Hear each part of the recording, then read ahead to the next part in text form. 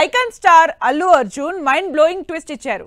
Trivikram cinema cancel చేసుకుని shock ఇచ్చిన బన్నీ మలయాళ director తో సినిమాకి గ్రీన్ సిగ్నల్ ఇచ్చి డబుల్ షాక్ ఇచ్చారు.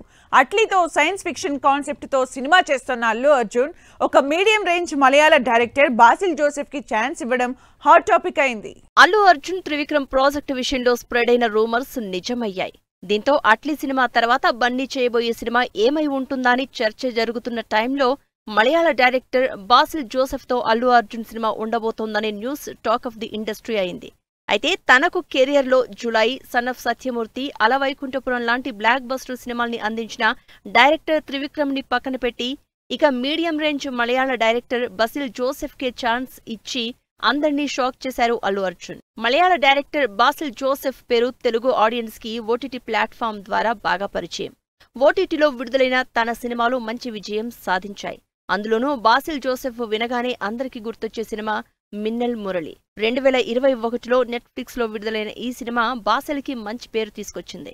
ఈ సినిమా తర్వాత వచ్చిన జయ జయ జయ జయ హే, సూక్ష్మదర్శిని, ఫోన్ మాన్ సినిమాలు నటుడిగా, దర్శకుడిగా బాసిల్కి special image తీసుకొచ్చాయి.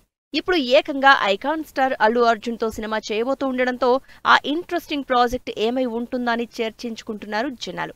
Director Basil Joseph తో అల్లు అర్జున్ చేయబోయే ఈ సినిమాని భారీ బడ్జెట్ తో గీతా ఆర్ట్స్ ప్రొడ్యూస్ చేసే అవకాశం ఉంది.